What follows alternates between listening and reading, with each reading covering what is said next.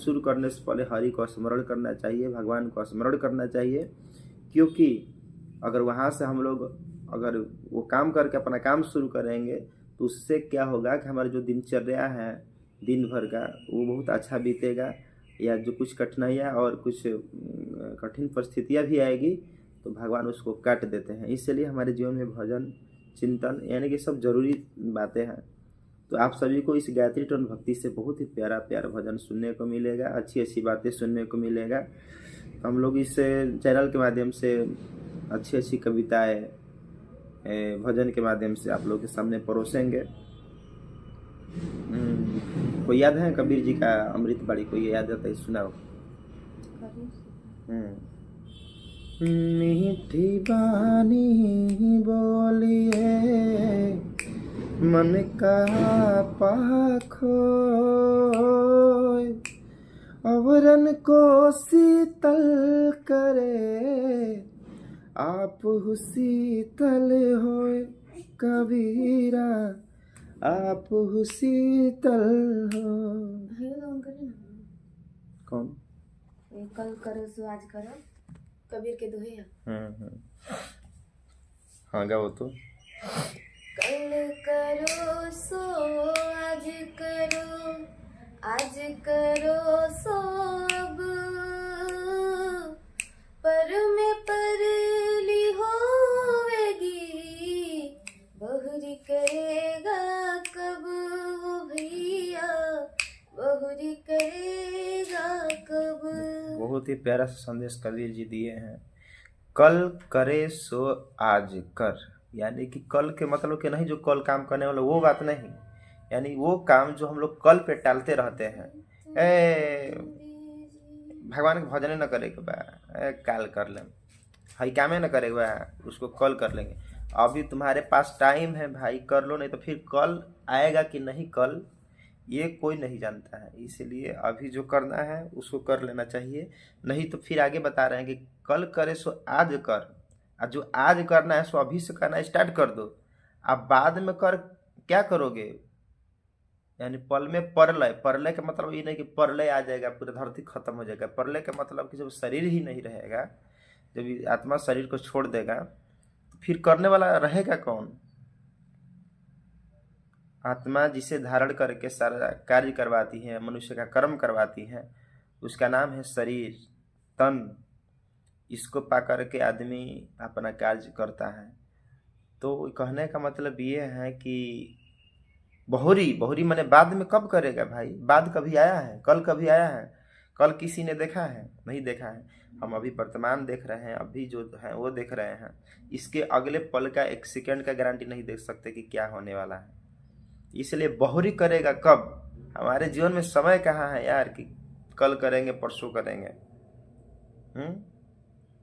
ये तो उसके लिए हो गया ना जो कि आलसी लोग होते हैं कि आज करे सो कल कर, कल करे सो परसों, अभी करके क्या करोगे जब जीना है बरसों।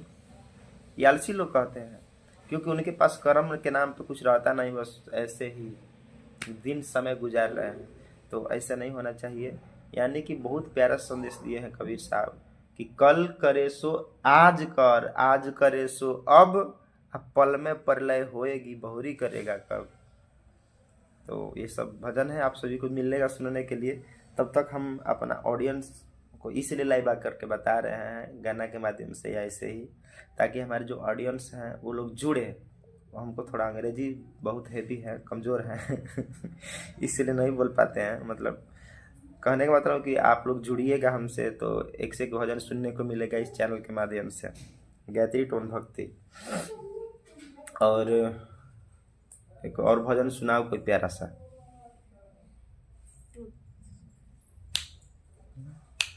मेरे राम राय तो संत का संग तेरे, भजन सुनाओ अच्छा सा।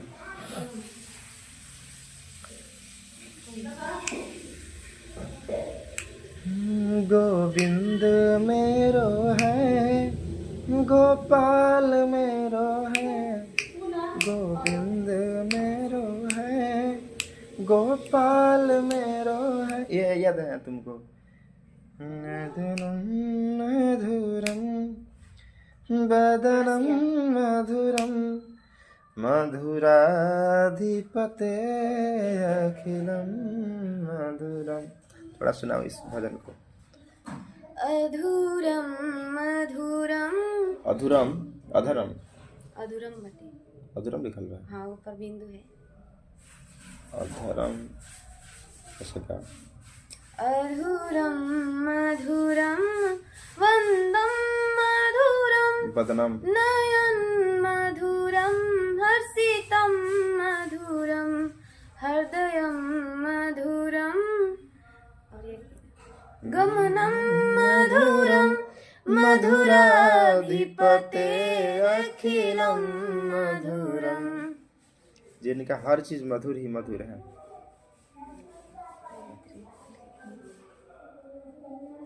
कहने का मतलब है कि मधुर यानी मीठा। लोग कहते हैं कि क्या चीनी का स्वाद है, कितना मीठा है। क्या आपने कभी सोचा है कि प्रकृति ने जो हमारे चीज बनाया है, इस पूरे संसार की वनस्पतियां जो बनाया है प्रकृति, बाबू शांत, वो कैसे कितना अद्भुत बनाया है। अब बताइए कि जब ऊख होता है कि आप उसमें चीनी का रस डालने गए हैं, लेकिन कितना मीठा होता है। आप जो मिर्च खाते हैं, क्या उसमें आप तिताई डालने गए हैं, लेकिन उसी जगह पे उसी जमीन से वो भी पैदा होता है, उसी जमीन से ईख भी पैदा होता है, और उसी जगह से एक आम का फल होता है, वृक्ष होता है। सबका अलग अलग स्वाद। क्या ईश्वर ने एक ऐसा अद्भुत चीज बनाया है संसार में कि जिसकी हम लोग कल्पना भी नहीं कर सकते। देखिए पूरे संसार में जितने भी व्यक्ति हैं, जितने संसार में लोग हैं, उतनी उतनी भाषाएं, उतनी उतनी सबका बाड़ी बोली अलग अलग, सबका आवाज अलग अलग, सबका चेहरा अलग अलग। बताइए कितना अद्भुत बनाया है भगवान, जिसकी हम लोग कल्पना नहीं कर सकते। मतलब हमारे सोच से परे वो चीज बनाए हैं। इसलिए भगवान ने आपको जैसा भी बनाया है बहुत स्वस्थ बनाया है। पता है, एक व्यक्ति, आपको एक थोड़ा सा उदाहरण दे रहे हैं, इसलिए अपने आप को बहुत ही भाग्यशाली मानना चाहिए। एक व्यक्ति थे, वो किसी दुकान पे गए, वो भाई साहब का एक पैर इतना मतलब लंबा चौड़ा इतना मोटा था, शायद कोई रोग था कि क्या, उनके नाप का कोई चप्पल ही नहीं होता था उनके पैर में। तो दुकानदार दिखाता रहा, बहुत परेशान हो गए कि भगवान ने मुझे ऐसा क्यों बनाया। बहुत भगवान को कोसने लगे कि मुझे मेरा पैर इतना खराब बना दिया, इतना लंबा चौड़ा हो गया। हाँ, कम से कम छोटा होता मेरे नाम का कोई चप्पल हो जाता है। अब बहुत भगवान को कोस रहे थे, मन ही मन, मतलब समझिए कि उनको बक रहे थे, जो भी बोलना है गालिया सुलिया सभी भगवान को कोस रहे थे। तब तक क्या हुआ कि दुकान से बाहर आए, तब तक देखते हैं कि एक व्यक्ति जिसका दोनों पैर कटा हुआ है, और जो साइकिल होता है जिसपे विकलांग हमारे भाई लोग बैठते हैं, तो उस पर वो बैठे हुए थे। उनको देखकर इनके आंखों में आंसू आ गया, और भगवान को मन ही मन धन्यवाद दिए कि प्रभु कम से कम आपने मेरा पैर तो दिया है। तो कम से कम अपने आप को ये समझिए कि भगवान ने, ईश्वर ने आपको इतना स्वस्थ बनाया है कि आप कहीं चल फिर सकते हैं, आ सकते हैं। आपको काला गोरा बना दिया, इससे कोई फर्क नहीं। ये तो ये हमारा भगवान जो बनाया, ये भगवान दिए हैं ना, न कि हम अपने से गढ़ लिए हैं। तो भगवान ने जो भी तोहफा दिया है उसको आप एकदम खुशी खुशी कबूल करिए। आपको भगवान ने कम से कम मानव तो बनाया, क्योंकि कहा गया है मानस में, तुलसीदास बाबा कह रहे हैं कि बड़े भाग मानुष तन पावा, असुर दुर्लभ सब ग्रंथ ही गावा, साधन धाम मोक्ष कर द्वारा, पाई न जही परलोक सवारा। उन्होंने ये नहीं कहा कि बड़े भाग बाभन तन पावा, बड़े भाग गोर तर पावा, बड़े भाग करिया तर पावा, ये सब नहीं बोले। ये नहीं बोले कि बड़े भाग चमार तन पावा, कोई बात नहीं बोले, मैंने सीधे बात बोल दिया कि बड़े भाग मनुष्य तन पावा। अरे यार, तू दुनिया का कहीं भी रहने वाला व्यक्ति हो, अगर तुम्हें मानव का शरीर मिल गया है तो सारी जोनियों से उत्तम जोनी है मानव शरीर, और तुम सौभाग्यशाली हो। भगवान तुमको मानव शरीर दिया है।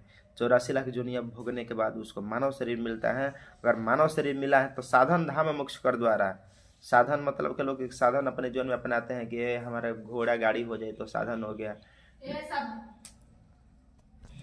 यानी कि हमारे संसार में जो भी घोड़ा गाड़ी होगी जो लोग साधन समझते हैं, लेकिन ये साधन नहीं। साधन धाम मोक्ष कर द्वारा, नहीं कि वो साधन जिसको पा करके हमें मोक्ष की प्राप्ति होती है, ईश्वर की प्राप्ति होती है। आप पाई न जही परलोक सवारा। उसमें बता रहे हैं कि जो मानव शरीर पा करके अपना परलोक नहीं सवारा, यानी कि भगवान का भजन नहीं किया, तो सो प्रद्र दुख पावा, सिर धुनि धुनि पछताई। काल ही कर्म ही ईश्वर ही मिथ्या दोष लगाई। तो झूठ का मिथ्या दोष लगाता है कि हमारा तो कर्मे में नहीं है, काल का दोष है, समय को दोष देता है, ईश्वर को दोष देता है। तो सब दोष उसी का है। जब ये शरीर उपलब्ध है, मानव शरीर उपलब्ध है, तो सब दोष उसी मानव का है। उसके न समय का दोष है, न काल का दोष है, न ईश्वर का दोष है, किसी का दोष नहीं है, सब अपना दोष होता है। इसलिए ईश्वर का भजन करिए और इस चैनल के माध्यम से आप सभी को प्यारा सा प्यारा भजन सुनने को मिलेगा। तो नमस्ते, प्रणाम, हर हर महादेव। ऐसे ही प्यार दुलार देते रहिए और चैनल को सब्सक्राइब करना ना भूलिए। हर हर महादेव।